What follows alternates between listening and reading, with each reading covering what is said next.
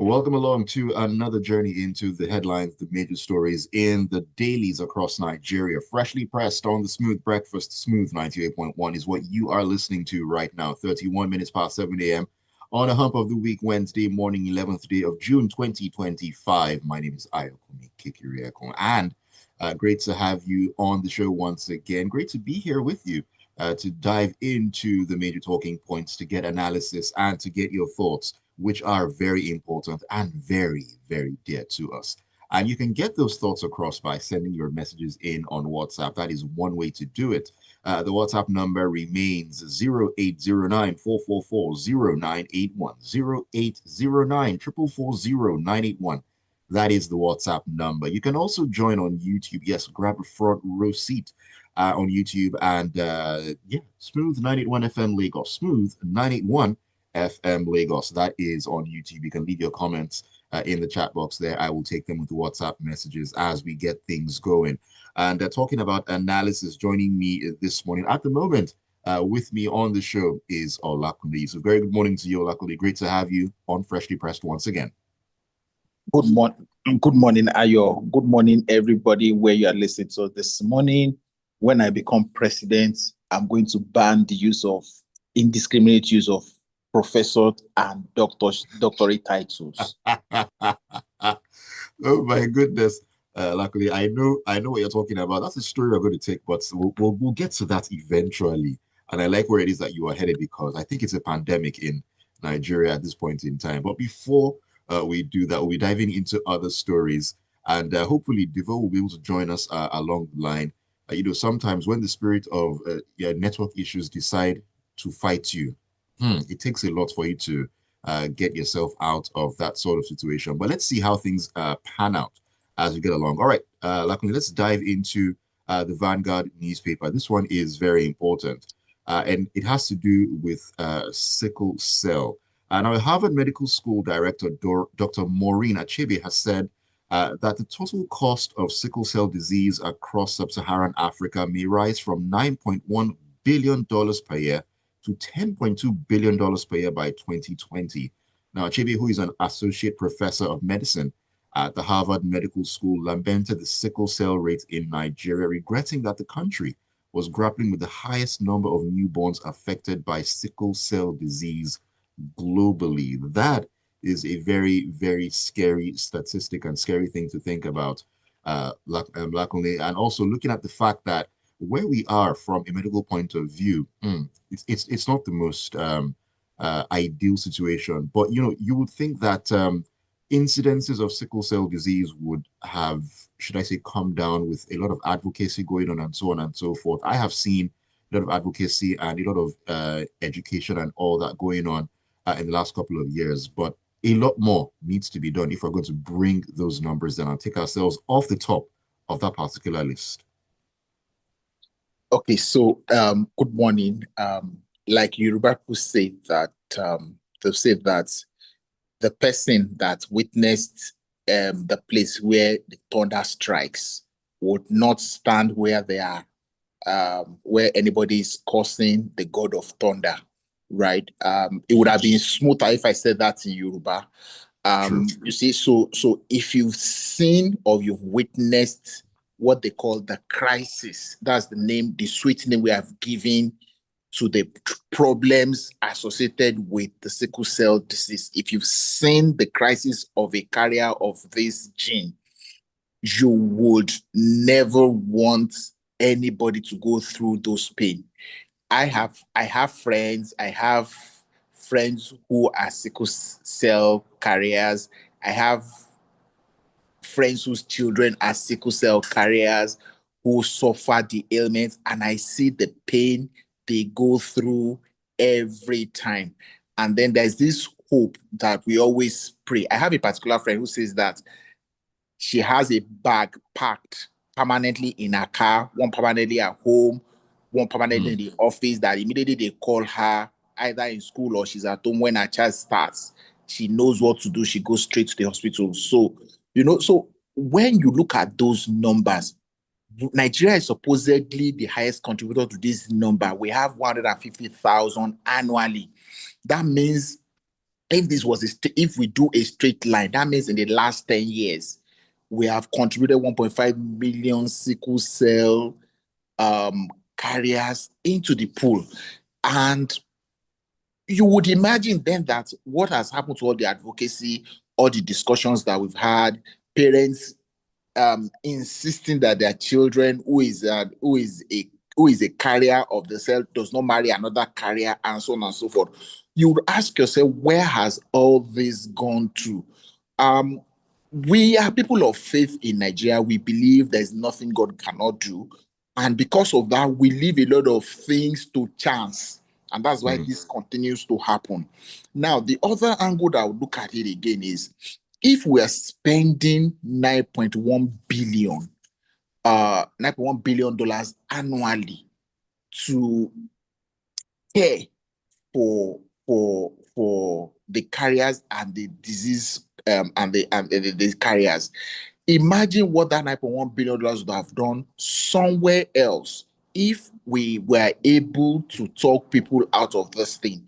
Now, Nigeria is in Nigeria today, there's an estimation that 1 in every 4 Nigerian is a carrier or suffers the disease. So that means between 2 of us that we are talking, it's possible that either you or me is a carrier or a sufferer of the disease.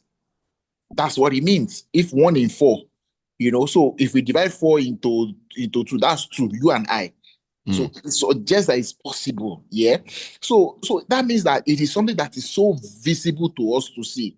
The last angle I also want to speak to about this then again is that, yes, okay, so advocacy is not working. Research is going on into how to solve it. There is a medical technology today that can help to, after conception, to change the whatever. There is one that can help to select the egg to be fertilized, and so on and so on. But those ones are upper and not available to everyday people. And That's like we true. say, prevention is better than cure.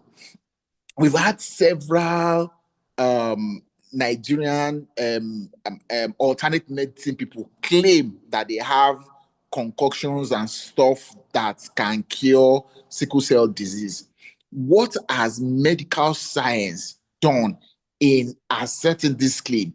If this thing work, what scientific test have we subjected them to so that we can promote them out there? Okay, so we can't stop you from marrying each other. We can't stop you from getting pregnant, even though you know you have it. But okay, so if you have it, this work. How much of this 9.1 billion goes into that research at home?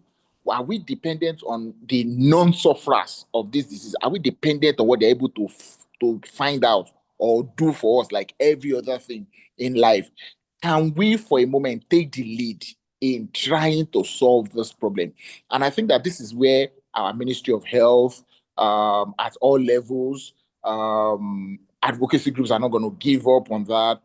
Self-education is also important, that people make it clear. And in social circles, let everybody know that one of the first questions in your talking stage should be, what is your blood group? What's your blood genotype? So that you can know when and immediately to end the talking stage. Exactly. That is actually very key. Those are conversations that tend not to come up at the beginning. You just wonder, what exactly do the intending couples actually discuss at the beginning? Like, those are like the foundations, the building blocks when it comes to coming together. But hey, you've mentioned, we cannot stop making the noise. We cannot stop singing from the rooftops about this, because this is a very, very important issue. I mean, the fact that Nigeria is at the top of the tree in terms of those who are living with this particular disease, that is not the top of the list that we want to be seeing ourselves on. It's not a pretty look, and we need to do a whole lot more. Sunday in Surulere says he says he's angry this morning because of the sickle cell topic. He says it's appalling that in this time and age we still have people who go head first into incompatible marriages based on genotype, because they believe their genotypes will miraculously change overnight. Some people pray for genotype changes for their children when they consciously cause the problem. It's so painful. I lost 2 friends to sickle cell, and it's so painful to hear that the numbers are increasing. Yes, indeed, Sunday, it is. a very, very scary thing to think about. The fact that even in this day and age, people are still diving headfirst into these marriages and hoping and praying that something will change. I don't like to discuss religious matters. I try to remain on the fence where they actually are concerned, but I strongly believe that people need to, yes, believe in your faith, pray, and so on, but common sense needs to be applied. Common sense is very, very, very key. So, I mean, 2 plus 2 is going to give you 4. I don't know the sort of prayer and whatever it is that will change that outcome. You can go Ayo, ahead, let please, me if I'm let wrong. me let me quickly say on matters of faith, right? Even the Prophet of Islam, in one of his most famous quotes, it was quoted to have said, "Tie your horse, then trust in Allah." That means Mm, use your sense first, then be reasonable, be logical, then trust God that your logic and reasonability works. exactly. Mm. Well said there. Thank you for sharing that, Lakunle. All right, let's keep this ball rolling and keep your messages coming in on 0809-444-0981. Let's move into, okay, I think we're stepping into the Vanguard, or should I say we are staying in the Vanguard newspaper right now. And let's talk about President Tinubu. Let's talk about Minister Wike and matters in that regard. The president has urged the Minister of the Federal Capital Territory, the FCT, Nyesom Wike, to ignore busybodies and naysayers distracting him from his work. Now, this was said by the president during the inauguration ceremony of the Rehabilitated International Conference Center in Abuja yesterday. Now, speaking at the event, Wike praised President Tinubu for showing leadership by giving him a matching order to rehabilitate the center. The minister added that he received pressure about the project from some people whose names he didn't mention. Wherever Yusuf Wike is or whatever event he's at, it's always a spectacle. I mean, he doesn't do things without, should I say, a lot of fireworks and so on and so forth. But looking at what the president said, telling the minister to focus on his work in the FCT and to ignore busybodies and bystanders, it's very instructive because is he actually facing his work in the FCT with everything that is going on all over the place? And is the president also saying that, you know what, go ahead and do what it is that you want to do, and there really won't be any, should I say, repercussions as it were, because luckily, if you remember, we talked about the issues concerning ground rent and embassies and so on and so forth yesterday, where there has been talk about, him shutting them down or not shutting them down. Is this an endorsement by the president to say, go forth and do whatever it is that you want to do or need to do? First, I think that the editors of Vanguard were, my opinion, were mischievous in taking these quotes to represent the story, and it has somehow devalued the content of the story itself, in my opinion. Okay, so the International Conference Center in Abuja was what was renovated and was being recommissioned or relaunched or rededicated, whatever one we want to use for it. Okay, so that conference center was first built in 1991, and to date, not one level of maintenance had happened over time, according to this story. And so this minister came and insisted that renovation must happen. In between 1991 and now, there have been various methods of trying to maintain the facility. First, it was government directly attached to Aso Rock. It was outsourced to a third party, which the minister alluded to, that the third party was even a politician, didn't do the right things. The place got dilapidated and they have to refix it. And his point was that going forward, anybody who wants to use, even if it's him, must pay for rental to use the International Conference Center, which I find very apt. You cannot have something as big and as grand as that and Right. then leave it to whims and caprice. As to the matter of the statement of the president, face your work. Minister Wike, I think, has a lot of work to do in Abuja and the Federal Capital Territory. The Federal Capital Territory will be 50 years since creation next year, February, I think. Yep. should be next year, February, or was already 50 this year. The pronouncement was made in August 75, with the commission to start was in 76. I can't remember very clearly, but it's around there. Should be, let's say 50, right? Okay, so when you go to Abuja, the amount of construction by government that is still ongoing in and around the city would amaze you, that you would think that the Federal Capital Territory just started like 10 or 15 years ago. There are quite a number of things that you would imagine that over those 50 years should have been in place. Of course, granted the Nigerian factor of altering the plan here and there that caused a lot of setback in our history that we have seen, right? Right. Yeah. So I think that the statement is alluding only to that part of his work. Face your work, get these things done as quickly as possible. I've had interaction with Abuja residents over time, and quite a number of them have had good things to say about the current minister in terms of that. We may not agree with his politics, we may not agree with a lot of things he's done, but that for those people, they think that George, especially coming immediately after the last two ministers of the FCT, he appears to be a star, right? He may not have done much, but when you compare him to the two before him, he appears to be a star. So I think that within that context is what the president was speaking about. We may leave everything else outside of this story. And then the ICC has now been renamed Bola Ahmed Tinubu International Conference Center, right? And Right. let me close by saying that what Julius Berger builds, only Julius Berger can renovate. All right, Lakunle, let me just touch on something that you mentioned. A statement that you made concerning, the previous ministers and then this minister. Well, because of the performances of those previous ministers, and what the minister is doing now, it looks like okay, he's, should I say, a star in quotes, as it were. But doesn't that, come back to, should I say, how low the bar has been set, and how we can actually change that so that the should I say the barest minimum doesn't seem as if, oh, these public officials are doing the absolute most. I understand where you're coming from, but doesn't it seem like it's that way, that because of the poor performances, the bar has been thrown down all the way to Hades?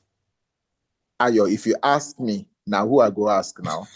We had a city minister that was jokingly referred to as meet and greet minister all over social media throughout his tenure as minister. The only times people saw him was when Mr. President was going out of Abuja or coming back. We were all witnesses to it. So if somebody now comes after that kind of a person and does 10 kilometers of road here and does painting of this thing there and does this thing there, who do you think people will praise of the two? So that is the situation where we found ourselves. It may not be much, but the people before him have created the opportunity and avenue for him to be a star. That's my Right. point. Right. Thank you for putting it in, excuse me, for putting it in that context. Well, Devoe, good morning to you. I see that you've been able to make it onto the show. Network has decided to let you prosper. Good morning to you, Devoe. Welcome. Yes, morning world, morning Lagos, Lakunle, AY. Devoe, welcome. Good morning. Eku Wike àti Tinubu. That is exactly what we were just discussing at this point. But Devoe, I'm glad you actually made it into the show because I was hoping to go into this particular story that has to do with Saudi Aramco, crude oil, and everything in between. If you can give us a better understanding of what's going on, it's been all over the news. What's stepping into the punch right now, where a new crude for loan deal between the federal government and Saudi Arabian oil company Aramco, worth $5 billion, has stalled and is struggling to reach an agreement following the recent decline in crude prices. A report by Reuters, quoting four sources on Tuesday, stated that the deal hit a brick wall after fresh market indices and a recent decline in crude prices sparked concern among banks that were expected to back the deal. Devoe, here we are again talking about crude for oil, oil for crude, loans. The wheels of the bus keep turning. Well, I mean, it's not that difficult. It's a business transaction between one country and the other. And as you know, Nigeria has been collecting loans from different sources, Afrexim, AU, Eurobonds, etc., to raise revenue. We're actually, as a nation, living beyond our means. Now, we're not living beyond our means because we cannot generate that money, but we haven't done the needful. And the idea is that you raise money to be able to put into productive sectors. So in this aspect, Nigeria is trying to raise about $5.5 billion from Saudi Aramco. And obviously, the deal is not based on cash. We will give them crude at about 100,000 barrels per day, for as long as it takes to pay back plus the interest. But the problem is here is that Saudi is a bit shaky at this point, given the global macroeconomics. As you know, crude is subject to global macroeconomics and play. One, crude oil price has been falling. I think Brent is at 75. It's dipping even further down. At some point, it was ranging around 65. So it means if we're paying back, we're going to pay back with more barrels of oil, if you understand, if the price is lower. That's one end. Two, Donald Trump and his uh, tariff war around the world obviously is going to shake up pricing a lot within the crude oil markets. And the problem there is that they're also not certain as to where to benchmark because when you benchmark to close the deal, it means that if you close the deal at, let's say, $70 per barrel, if the crude oil price falls below that price, usually in the contract, there's a timeline that you must carry out the fulfillment until you can renegotiate. Okay. Okay. And if the Okay. crude oil price goes above, I mean, that's better for Nigeria. But if it goes below, it's bad for Saudi. So these aspects, plus the fact that OPEC has decided to increase production by 400,000 barrels each month. So that's actually creating a stall in the whole agreement. However, um, one thing Nigeria needs to do is many banks are not willing to what they call back up this deal because Saudi is also asking that local banks, guarantee it, which what that simply means is if the government cannot pay up or if Nigeria is not able to ship the barrels of crude as repayments, one bank out there in Nigeria is going to have to pay. And you know what Ah, happened a few years ago when banks put down their guarantees for some oil and gas players? Literally, some of those banks are not alive to date. So this is the murky waters we find ourselves in. I've always said it's that to a large extent, outside crude and oil and gas, Nigeria will have to do these kind of deals as regards solid minerals. We have commercial quantities of up to 44 solid minerals in Nigeria. That's where I expect us to be doing deals so that we can raise the necessary revenue, if at all we want to go in that direction, to be able mm, to fund some of our operations. Can I quickly say something? You see, again, for me, I do. I'm not. The little economics that I know and accounting that I also know. I don't think there's a problem with the borrowing or the arrangements to borrow. The real problem is what are we using the money for? Where is the visibility of all these big monies that we are taking as loans? If we took the loan to build a hospital where a specialized oncologist hospital or a cancer treatment center, or we just spoke about sickle cell research center or something, mm, and it is there and it is running, and as we're turning out our medical students from school, they have a place to do their house jobs, they have a place to do right, right, right. research and all that. Yes, it will be money well borrowed and well spent. But here we hear all these big monies. What we see on ground is almost negligible compared to the volume of money that we're talking about. That is where the problem is. Accounting for the money, using it for the purposes that they were meant for. And this is where all of us as citizens need to sit up and ask for details of these transactions. Yes, indeed. And also, as Devoe mentioned, we are living beyond our means. So that is also a broader conversation to actually bring to the fore. Let me do some message before I come back to you, Devoe. This is Sunday in Solar. It says, please, did the FCT minister's live ban perform that day. I think only Yes, that they live did. band is more. Yes, they actually did. I saw a video of it. Yes, they did. They were there. I think only that live band is more consistent than the minister in terms of comedic performance. No reasonable Nigerian pays attention to the comedy show this particular minister is always trying to sell. We want to see results. Please play me Busybody by P Square. Sunday's not having it this morning. Who else is talking to us here? This is okay. Who's talking to me here? There's no name attached to Deja Vu or something, if I'm correct. It says the bar of mediocrity in Nigeria has been at extreme subterranean levels in the past 10 years. What won't this unfruitful government celebrate or launch? Renovation of an existing structure and commissioned by a sitting president is truly regrettable, sad, and traumatic. Then to add insult to injury, it's named after him. Omar Shehu. All right. Devoe, let me come back to you very quickly because time has absolutely Sorry, have you done flown number by. 6? Ghana bans honorary doctorate degree. No, we haven't. We haven't Yes, can I actually. quickly take that? Okay, you know what? I'll let you and Lakunle take that particular because I think because Lakunle, I'll let both of you take that particular story. But let me just segue into it. It's from the Daily Post. Sorry, I beg your pardon. It's from the Vanguard. Yes, the Ghana Tertiary Education Commission, GTEC, has issued a directive banning individuals from publicly using honorary doctorate or professorship titles, warning that violators will face public exposure and possible legal action. It was stated in an official statement. The commission emphasized that the practice is damaging the integrity of the country's academic system. All my doctors and professors out there, where are you at? Devoe, Lakunle, please take it away. I'm excited for the story because it's not so much about Ghana.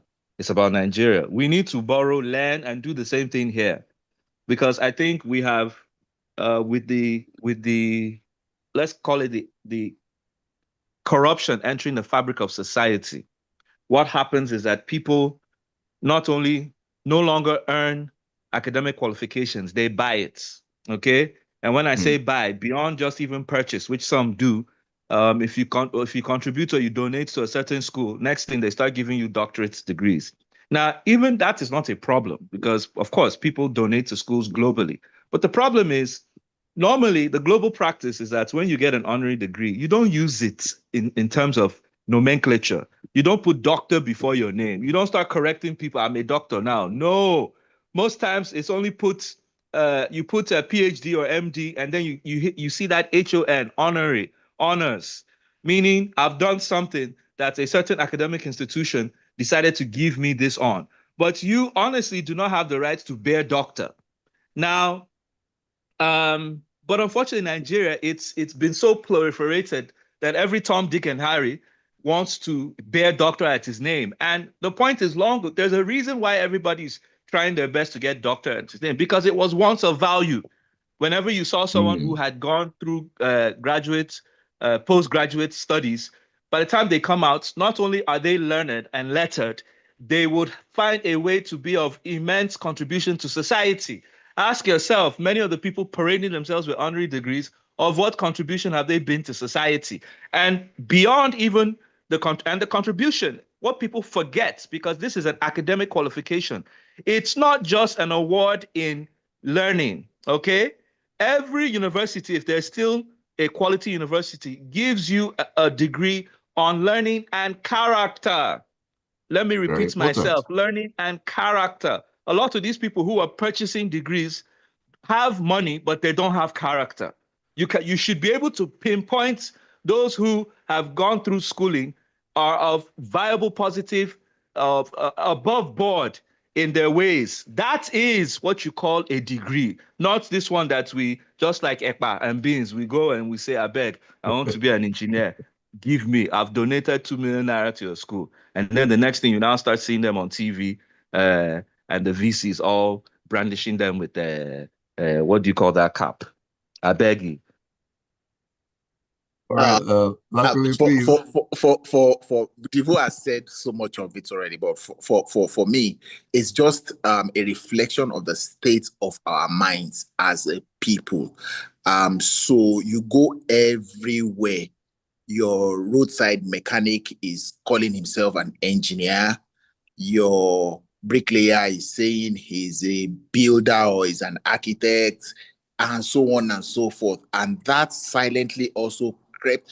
Even then, also crept into many things. Before now, when you hear JP, it only means justice of the peace. Those elderly people, retired people in the community that the court certified to help solve minor squabbles and stuff instead of going to overload the court.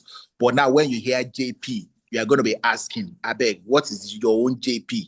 I hear people who go to Jerusalem now also attach JP to their name. It's just a reflection of our minds. The fact that people out there go to pay money to be given honorary PhDs, professorship tells you how much they value education, but they don't have it. And they think in our mind that one of us, our problems as a people, that there's nothing money cannot do. So you have bought the title, but as you brought the knowledge and the integrity and the status that thing assigns to people to that is why you find them insisting. They are the people you find when you call them Mr. They say, no, I am doctor, this. Ask them to show it, you will never be able to show it. And this is the state of mind thing.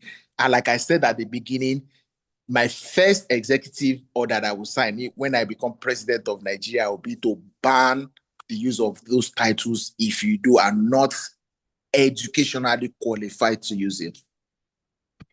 All right, luckily, I can just imagine you making that sweeping declaration if you just got into office straight up. All right, let me take your messages as we wrap up on the show. Phoebe Inekwe says the health sector, like other sectors, is crumbling. Yet the government is celebrating successes and closing their ears to the reality on the ground. How long must we cry out before they do the needful? On another note, in Nigeria, they don't need to buy honorary doctorate degrees as our universities readily give it to them. Well, you never know what goes on behind the scenes before said universities actually do.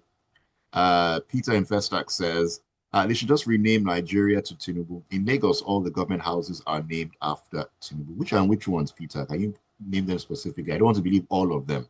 It will be nice. Anyone, please. List of things that were named after Tinubu in Lagos. It will be nice. I said it would be nice to know the many things that were named that are named after Bola Ahmed Tinubu in Lagos. Exactly what I'm asking Peter to specify. Now I'm trying to even find one. I know there's a Bola Tinubu estate somewhere in Alimosho axis. I know that one is. I know there's a shopping mall somewhere in Onekwan too, and those ones have been done many years ago. So it'd be nice to even know if there are new ones that's been named after him. Exactly.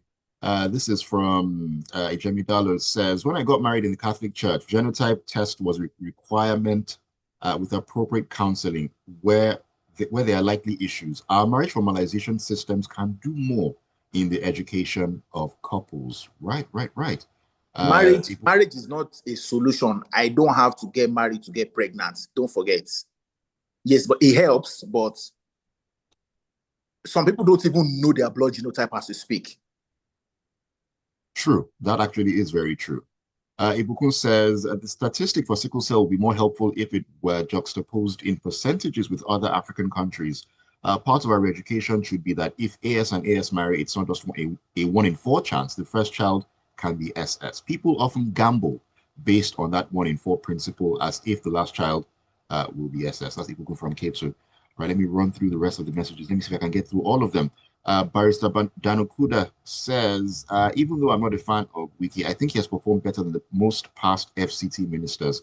Kudos to him. All right, thank you for your message. Joseph Menier says, is there no legislation on naming or renaming public structures? I don't know if there is. Because the other day, an international airport and now a center in Abuja are named after the current president. The NNPCL have started again crude for cash transactions, yet have questionable auditing because the citizens don't feel the impact of the revenue from subsidy removal. I had to just summarize that one. Tali says, this sickle cell issue is quite confounding. It is the unbelievable abandonment of basic logic and common sense that is inexplicable when Nigerians talk faith and religion. Even Jesus that walked on water rebuked the devil when the devil asked Jesus to jump off from a height. All right, I need to just get to the other ones. Tony Marimbi says, I'm sure that advice is not to Nigerians who like titles like die. That's the mentality at the root of all our problems in this country, just like how Minister Wike is naming commission projects after some individuals. We're not done. It's a week-long process of commissionings and more names will show up. It's our problem here. It's a mentality that makes one sick. All right. This is Kenny. Kenny says, what about those who actually pursue PhD academic but end up purchasing it? Well, I think they're all in the same WhatsApp group, if we're being honest. Okay, let me go to YouTube and see if there's any message here on YouTube. Okay, Habib says, thank you for that succinct quote, Lakunle. It actually is trust in Allah and tie your camel. I think it's the other way, tie your camel and trust. I think I remember seeing that quote somewhere. And AB says, raise revenue. How is the money positively affecting ordinary Nigerians? Abi, we raise money for Cadillacs. AB, I don't know about that one. Anyways, we need to call it a morning. Lakunle, thank you so much for joining me today. Absolutely fun time being with you on the radio. Thank you for having me, Ayo. Unfortunately, 2027 is too early for me to aspire to be president because as of yesterday, it's been affirmed that we have no other candidates. So we see maybe 2031. You can come out and make a splash. Nothing is set in stone. Let's do 2031, God willing. All right then. Do take care of yourself and have a great rest of the week. And yes. All right then. Lagos, it's been real. Thank you so much. All right. Lagos, thank you for being a part of the show and keep it tuned to Smooth 98.1. We're going to get into the world of sports in the locker room at 8:15. Don't go anywhere.